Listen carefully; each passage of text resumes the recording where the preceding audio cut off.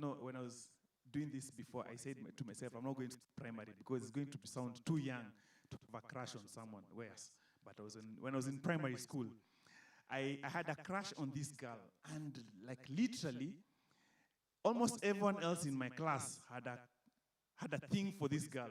So I didn't want to be like majority, so what did I do? I kept quiet about it. For about a whole year, I was just there hanging around her, and but nothing. I was not saying anything, I didn't say anything, I did not learn, I didn't know how to express myself. And because of that, I really felt alone. I felt like, there's no way I can communicate this. At home, I am the youngest of a big family, which means my family, my parents and I, age difference is quite large. So I'm wondering, how can I explain this to them for them to understand? So I couldn't tell them. So there's no one really I could tell. My siblings were not around as well, so I couldn't really share that. That really made me feel alone. And for some of us, maybe you're in a season where you're going through a breakup and it makes you feel alone. But this is what I want to tell you today. You're not alone. You're not alone. God sees you, and God has a way out for you. I really feel that God is saying that to you today, because for some of us, because you moved from whatever place that you're in to Nairobi, or you have moved out of home when you're from high school and now you're going to college and your parents have told you, okay, now we're paying for you a hostel, you're going to live by yourself. And our plan really is not for you to come back home, is that when you're done with campus, well, you have already learned to live by yourself. Find yourself a job and continue living by yourself. So in essence, you've been cut off from what you call your network that you're comfortable in. This, for me, reminds me of also another story in my life when I was caught up in an addiction. And in that addiction, I felt like no one understood where I was coming from. And really, it wasn't one of those things that you want to share with everyone. Hey guys, I am caught up in masturbation. No, you don't share that with everyone. And I know this is online, so the people are going to see this and they're going to hear this, and that's okay. I'm sharing that because I want you to know that you're not alone. You're not alone. And I was caught up in that, and I got born again, and I thought that this thing has gone away from me, but then I was stuck in it for a couple of years, actually, for more than a decade, even after I got born again. And do you know how bad that feels? You come to church and you feel like, I'm the only Christian who's not living right. When you say, put up your hands and praise Jesus, hata unaogopa kuinua mkono unafanya za hivi ama uko za hivi ama unaweka tu mkono chini, because you're like, how hypocritical can you be? That thing didn't just make me feel guilty, because guilt is what you feel when you do bad things. But it made me feel ashamed. I was ashamed of myself. Shame is when you feel bad about who you are. So I felt ashamed and I felt alone. I felt like I was not a good Christian. So a lot of the times I would come to the altar, I'll just cry here and then go back. And I was telling God, Maze God, itabidi tu ndio nisort sababu. And I can't really share it with anyone. Why? Because I felt like I was the only one who was going through that.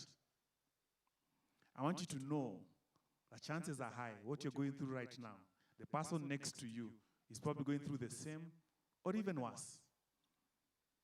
They might just not announce it or tell everyone, but they're going through something. It could be a loss of a loved one. It could be a loss of a job. It could be a loss of a relationship. It could be a loss of something really close to you. So I look at these stories and I tell myself, what else can I do? And finally, for me, one of the things that also made me really feel alone was when I was getting married. Here I'm saying, hey, now I'm getting married. I love this girl. I want her to be my wife. And the way you normally, when you're getting married now, that's when your family checks in. They're like, hey, okay, so now, Noel, you're serious. You want to get married? Then you say, yes, I'm serious. Then they ask you, okay, you got a job? And like, yeah, I have a job, Or, so they begin to ask those questions because they say you're not going to go eat love, right? Yeah, so for me, when I was getting married, I was working for the Lord in the vineyard. I was being paid by the Lord through other people, through other means as well. But I was literally in ministry, and I loved what I was doing. I was not working for ICC then, but I loved what I was doing. And I believed strongly that God had asked me to do that. But it was not your ordinary job. So it didn't look like I had a stable income. It didn't look like I had a plan for life. So I didn't look like your ordinary wanting to get married person, or candidate. So that made me feel alone. I remember there were seasons in that season when I went home, and for a period of 3 months, I switched off my TV and I said, and I love watching TV, I switched off my TV and I said, this season, I'm just going to listen to God. Reasons was, I could not explain what I'm going through to anyone because no one could understand it. They're like, dude, it doesn't make sense. You have a degree in IT. Go look for a job. And I told them, no, God has instructed me differently. In fact, I resigned from my job. So that made it even worse. A good job. So I did not look ordinary. So that made me alone. I felt so alone. I felt so lonely because I felt like there's no one I can explain this to for them to understand. And there are stories like that in the Bible. There are so many people like that in the Bible. And again, what I want to say to you is that you're not alone. God sees you. In your struggle, the Lord sees you. I'm reminded of a story of in Genesis chapter 21, verse 17, where it said that God heard the voice of Ishmael, of the boy crying. This boy was Ishmael. Ishmael was Abraham's son through Hagar. So God had the voice of this son crying. And because he had the voice of this son, of this boy crying, what he did, he sent help. And I just want to affirm you that the Lord hears your cry. Whether or not you're born again, he hears your cry. For some of us, we tend to think that he only hears me because I am born again. Okay, that's good, by the way, because when you're born again, you're a child of God. Makes sense? But when you're not born again, you're still his creation. Guess what? He still chose to send his son Jesus to die for your sins before you even said that you love him or you cared about him. So God cares for you. So he hears you, he sees you. There's another man in the book of Luke chapter 19 from verse 1 to 10. And you guys can write this down and go read them. Because I want you to know that God sees you and God hears you and God cares for you. This man is called Zacchaeus. So Zacchaeus is this tax collector who's not liked by people. Why? Because, okay, just recently, it's been like 3-4 days ago, we have just from filing taxes. And I know right now, if you are, did anyone here file their taxes? Okay, come only file taxes, just put up your hand. This is a good time to be patriotic. Just put it up higher properly. That's really cool. That's really nice.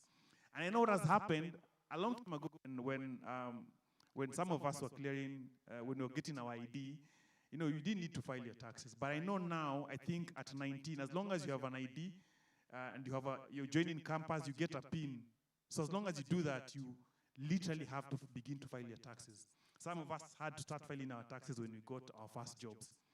But, that things have changed. So which means that when you're filing your taxes, that's when you realize, I have to pay more, or there are these other things that go into taxes. And most of the times, even from a long time ago, people didn't really like tax collectors.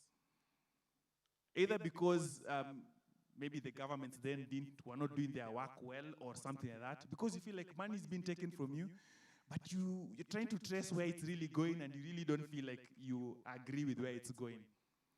So tax collectors, even then, guys didn't like them. So Zacchaeus is a tax collector, and beyond being a tax collector, he was not liked by people because he was also being unfair to many people. So Zacchaeus hears that Jesus is passing by on his way to Jericho. And Zacchaeus says, I want to see this Jesus.